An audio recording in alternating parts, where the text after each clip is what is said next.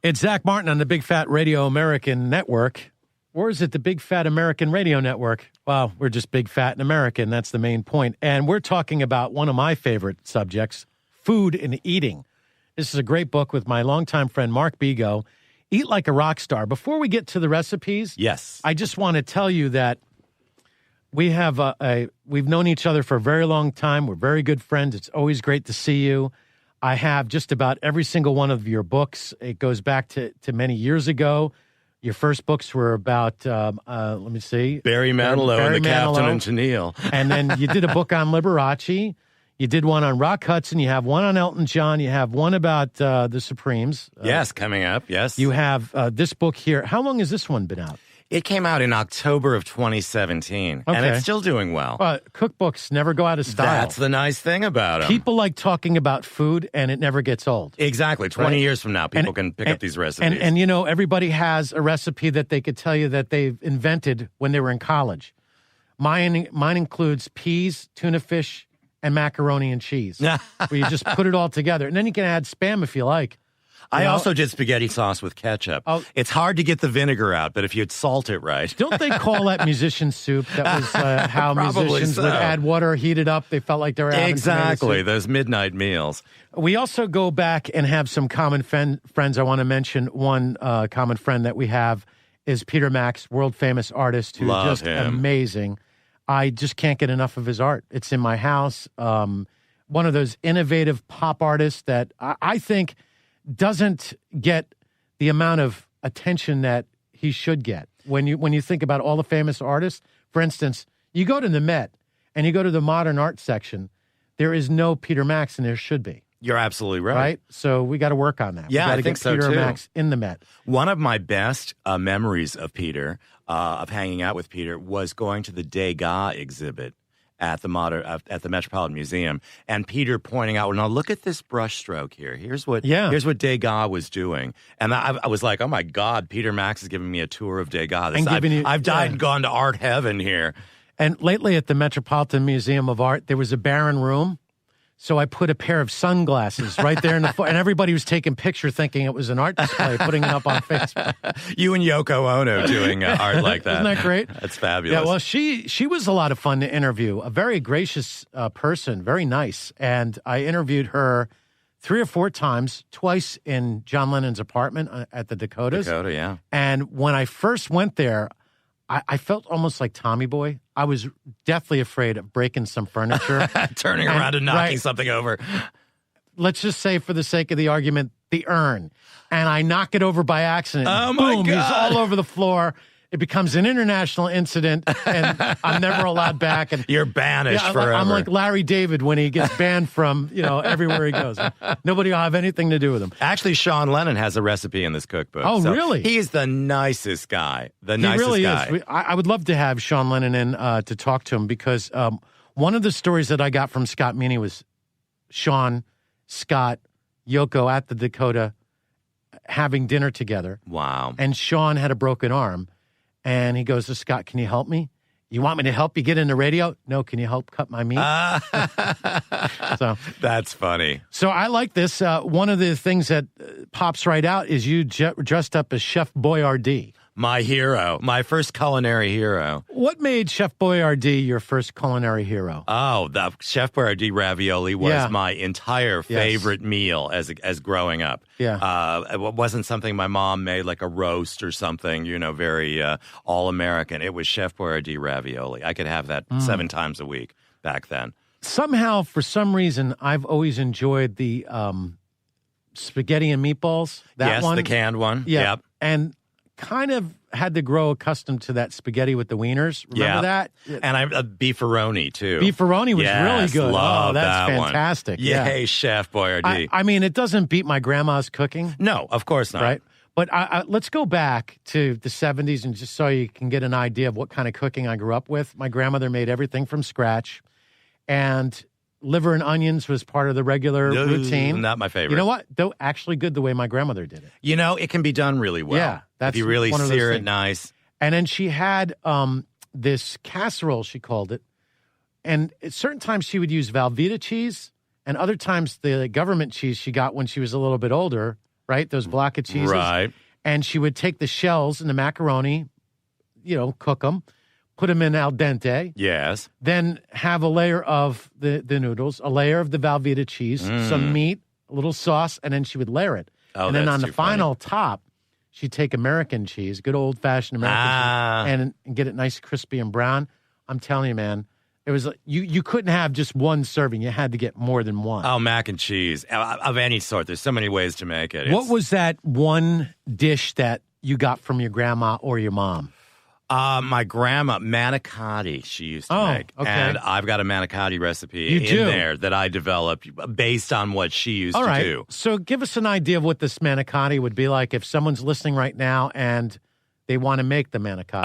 Oh, it's so nice and you easy. should buy the book, really. It's Eat Like a Rock Star by Mark Bego. Thank you. Little tips. Yeah. The manicotti, you talk about al dente. You want those manicotti shells al dente or they're going to split on you when you stuff them. See that? And a lot of the recipes say stuff by hand. Don't stuff. Stuff with a spoon or a knife. Do it by hand. That's the only way you're not going to break the noodles. What about those things where you squish the bag and it goes if you want to do a piping bag. But that's what it's called. Yeah, exactly. But it's a little thick. You could do a piping bag if you really wanted to do that. But I find the old-fashioned way, by hand, like they would do it in Italy, like when they invented manicotti or came up with the idea. And I love that. And what I do, another tip, I went and got those dishes, they're individual baking dishes that take 2 manicottis and serve them that way because when you take a tray of manicotti out of the oven and you get a spatula under it, sometimes the cheese runs out. So I do them in individual baking plates. Are you Italian? I'm Sicilian, yeah. Sicilian. Oh, okay, great. Yeah, Sicilian. All right, I got a question for you. And Croatian. Sicilian and Croatian. Yeah. The fights at your family Adriatic. functions must have been something. I have a question for you. See if you know the answer. Where does the cannoli originate from? Oh, boy. I don't know which city it came from. Actually, it's an Arab dish. Is it Arab? It came to Sicily from the Arab world. Well, see, you learn something new every day. Well, I was surprised to find out. Oh, and I was in Italy. I went to Venice. Oh, yeah. And now, ever since I went to Venice and I had lasagna, I almost have this desire. To go there just for the lasagna? Yes, to take a 8-hour flight to Venice, have the lasagna, and come right back home. And some sea bass, the way that they make it Makes in Italy. perfect sense to me. It does, right? Makes Wouldn't that be perfect great? sense. The first time I went to Venice, I horrified restaurants by ordering spaghetti as a starter and lasagna as the main course. And the waiter's like, you have to have meat. The spaghetti is just, pasta is... That was their... it's I their... said, I flew all the way here. I want pasta 3 times a day. I did the same thing, and I didn't order pizza while I was in Venice. I thought, that's kind of Americanized. It's Americanized, bread. Yeah. Right. So I didn't want to waste my time on that. But I did get some spaghetti right over by the train station. As you go, I would say you make a left. Yes. I don't know what direction I'm going in. Okay. Probably east. I'm envisioning it. I'm seeing it. You go east. There's where you'll find a little bit farther from where all the tourists are before they go across the bridge. Yes. There's where you'll find some really good deals. And then you have to go deeper into the Venice, right in the center area, near the square right by where the the main church canal. is. Yeah. And they have some really good restaurants. I was there during the rain, so I got right in. Oh, excellent. We started off with the appetizer that was lasagna. And I walked so much, I was like, I can eat the lasagna. It's fantastic. The best lasagna I've ever had. I'm not really a lasagna guy. And then I had this sea bass, but it was all one fish. And then, the whole fish. Right. And, eyeball and all. Right. So for a lot of people, it's off-putting, but get past it, especially when you're really hungry. Put the napkin over his face. Whatever you have to do. That's my trick. And just start eating the fish. You're going to love it. And then people think, hey, look at this guy. Yeah. He knows what's going on. But Venice is a marvelous place. I suggest going there.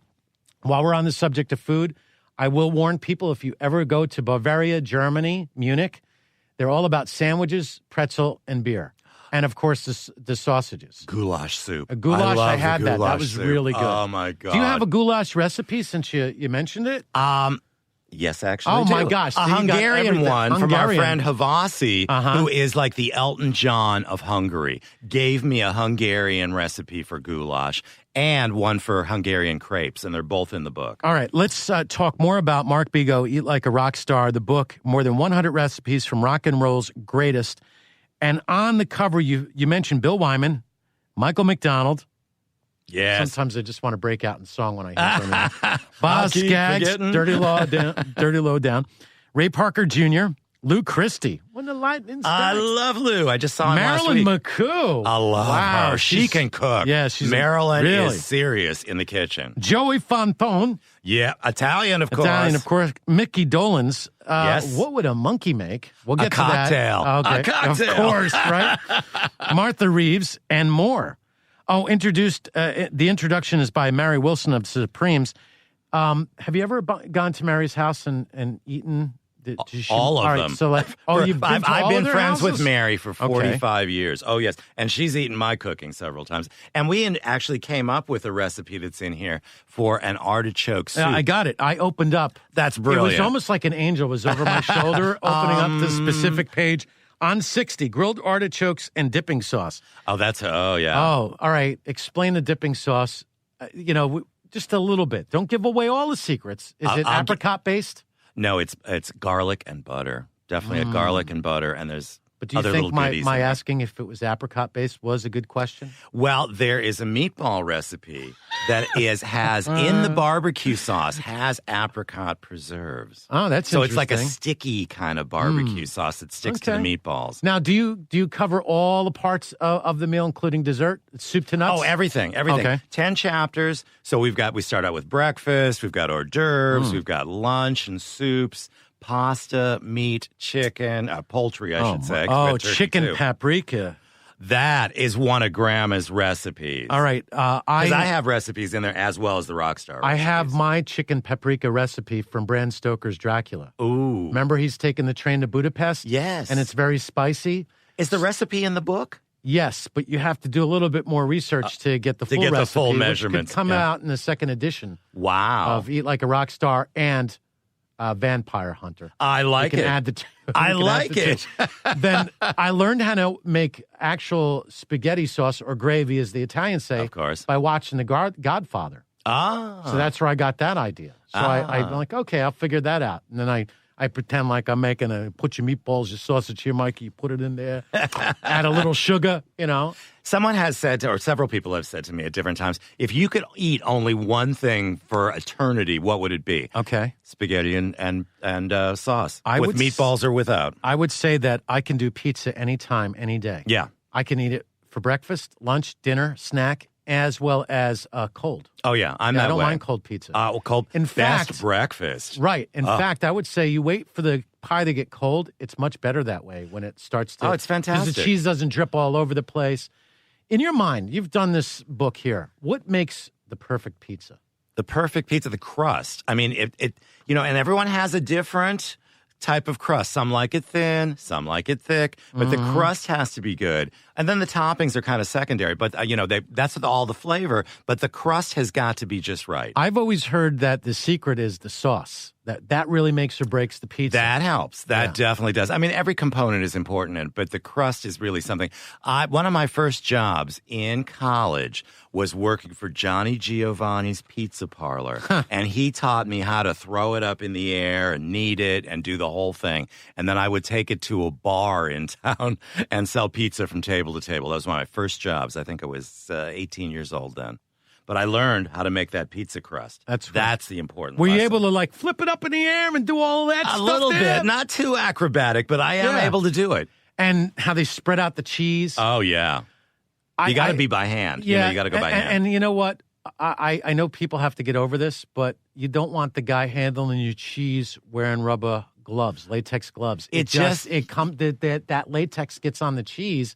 So how about this? Wash your hands really well and barehanded, right? Positively. Yeah, I mean, absolutely. If you're cooking in the kitchen, you've got to have clean hands and you've got to get your hands in there. If you're going to knead dough, that's right. You want to knead and you dough. should have that chef's rag that's around your belt so that you're constantly, every time you make a movement, pretend like you're a nurse doing procedures. Always wash your hands, right? I leave the kitchen sink kind of running slowly so I can always stick my hands in there. One of my favorite things about this book are the comfort foods, the real easy things for just about anybody to make. Yes. And you'll impress people at the same time.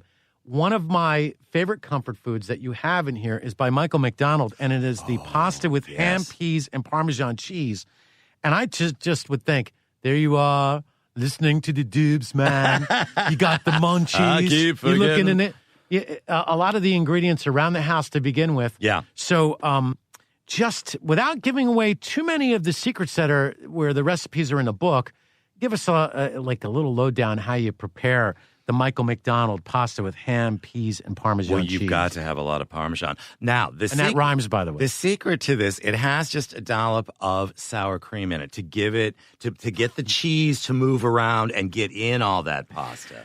What's a dollop? Or creme fraiche. What's a dollop? Well, okay. Well, I think I've got you can't. Now, the thing is, when you write a cookbook, you can't have a dollop, a pinch, any of this. It's right down to specifics. So there's specifics there. Oh, is there some sort of regulation? Those are the rules. Are you kidding? No, because my pinch might be different than your pinch, and the salt. You want to know if it's a quarter teaspoon, an eighth teaspoon. You want to get it just right. I never knew that. I'm a real recipe follower. I mean, I'll go in the kitchen and just whip something up out of memory. But the best recipes is when I follow the exact measurements. I think one of the things about cooking is it can be so relaxing. Entirely. It's a way to, grandma might knit a sweater if you're able to cook something. Exactly. And here's a great thing. When you have a friend of yours or someone you know or a neighbor, you might not know them well, and they're going through a hard time, and if you can cook, that's one of the most loving things you can do for somebody. Positively. Make something. It doesn't matter what it is. Especially baked things, yes. Right, yes. Something warm. Bread is always a good one. Oh, absolutely. A cake, a pie, a galette, which is the folded over crust. Chicken soup. Do you have a recipe for chicken soup in here, obviously? Well, there is. Of course. Now, I'll tell you my recipe. And it's Thelma Houston's. Thelma Houston. Yes. All right. And Thelma. It rocks. Don't leave this soup this way. I was a young man living on my own, and one day I'm like, I would like to make my own chicken soup. How do I go about doing it? So I used my common sense. I go, let me get a whole chicken. Oh, yeah. Well, you boil the bones. I took the whole chicken, put it in the water. I added except for the feathers. No feathers. No feathers. And none of the innards. No beaks or feet. You just put it in. Well, I mean, beaks or feet might work. The Chinese, we go to a dim sum. They cook those chicken. So just look the other way. Right? Well, hey, just get over it. Yeah, it's kind of like if you've had a hot dog, you've had eyeballs, snouts, everything. Did you have to mention the eyeballs? Gross. Now I'm not going to eat it. Well, you just got to get over it. Nobody wants to see how the sausage is made. Right? Oh, I'm not making sausage myself. So, I took the whole chicken, and then I added some spices to it. Yep. Added the carrots, added the different vegetables, and I just let it boil and boil and boil and boil. Yeah. You can add a little bouillon base if you want. Yes. And then I added the noodles, and I just let it all, get soft together in the night. Man, it was fantastic. Or what I often do, and the recipe here too, is if you want noodles in it, I do them and keep them separate, because if you store the leftovers with the noodles in it, the pasta is going to suck up all the juice, and you're going to end up with mushy noodles. So I keep them separate. Right. Now, here's a way to really impress people, especially if they're vegans. The vegan caviar black bean salad. Oh, that's Tell delicious. you, it looks delicious. It is. I want to eat the photo. Now that's a good sign. Hey, look, you took the pictures of these. I did.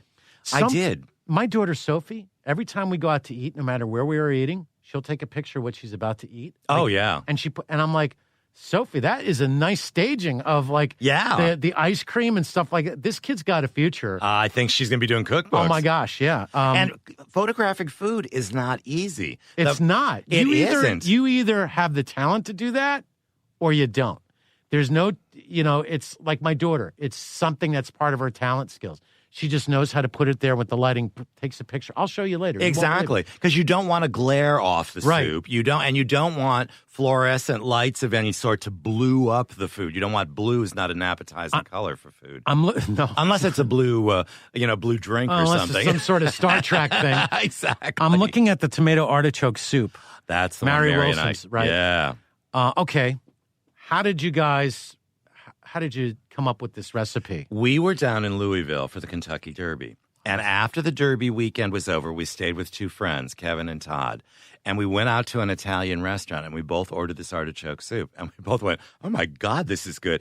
Mary goes, start writing down what's in here. Yeah. We're going to invent this soup. So I get Yeah. a napkin, get a pan. Well, there's obviously artichokes in it. There's obviously tomatoes. We developed this. I went and experimented. Everyone who's had this said it's one of the best soups they've ever had. I noticed and really easy. I could tell by the picture that there's some cream in it, right? Oh, yeah. Yeah. What I'm interested to know is there's something about the taste of food, especially when it's spicy. Yes. When you make, like, say, breaded chicken, that burnt part. Oh, yeah. Is really appetizing. Like, I know people who would just eat those parts. Oh, yeah. What is that called? And, well, it's like these crunchy edges. I don't know if there's probably a technical term for them. Probably for that. The crunchy edges. It's like if you make lasagna, everyone wants the corner. That's right. They want the corner piece. Yeah, same thing with the meatloaf. Yeah, you want the crunchy part. Do you have a meatloaf recipe? Yes. Sherry Payne, a former Supreme, who's Frida Payne's sister, gave me a great meatloaf recipe. Oh. It makes a huge meatloaf. Wow, wait a minute. But it is wonderful. You have a whole chapter called Meat. All right, that's well, you good. got to, you got to. I just saw something. Now, if you like your bourbon. Those bourbon meatballs. Yeah. Oh, yeah. Who did you create that this? One's mine. This is totally yours. That one's totally mine. I know how this happened. Wow, I got a lot of bourbon in that cabinet. I'm drinking a mint-julep. Maybe there's something else I could do with that to, just change it up a bit. It's true. Oh, look, I got little meatballs. Ooh. Oh, bourbon works great in barbecue sauce. So you have to reduce it? Yes, and that's got the apricot preserves in it, too, which keeps it really sticky, boozy, tomatoey. How did you really get the idea of, okay, let me take this ingredient, that ingredient, put them together, reduce, and then make the sauce? How does There's a lot of experimentation. Right? And like I mentioned about Mary and I going in a restaurant, I'll go to a restaurant and go, oh, I can make this. Let me just think about how but I wouldn't do this. I'd do that. So, I'm always changing things slightly. Mm-hmm. One of the things I discovered when I was doing this cookbook is I grew up on oregano, which is dried, in a little jar. Yeah. Boy, if you have fresh oregano in your grocery store, they come in these little blister packs or whatever, these plastic packs. Fresh oregano rocks. I mean, it has just a different dimension to it. If you can do fresh spices, always do fresh spices. There is one spice for me that's a must-have. It's called Old Bay seasoning. Oh, yeah. Yeah. For seafood, yeah. Yes, that's fantastic. Actually, it works on pizza. It works on an omelet. Yeah. I do that with the, I'll do my, I like to get some, I have what I call nuked eggs. Yes. All right. This is when I'm really quick and I have to make a sandwich for my daughter, right, on Sunday. So the nuke eggs is very simple. I beat up some, a couple of eggs. Right. Put it in the nuke for 2 minutes. While I'm making the toast, it could be a bagel, could be an English muffin. Take it out. It's really big at that point, so it fluffs up. up. I put some Old Bay on top, sprinkle that with some Cajun hot sauce. Put it together, cut it in half, serve it. Love. It's a fabulous little sandwich. Wow. I call it the Zaki. Oh, that's fantastic. Now, there is an omelet recipe in here from Mary Wilson. It's a caviar omelet. All right. So are you using actual caviar for using that? actual caviar, yeah. That's an acquired taste. It's not for everybody, but there was a restaurant on 57th Street, and they used to have a caviar burger and a caviar omelet. And it sounds bizarre, but it adds a nice saltiness. It's kind of, I guess a caviar burger could be surf and turf, Yeah, exactly. Yeah. Surf and turf in a bun. Well, that sounds like a way to I'm getting hungry now.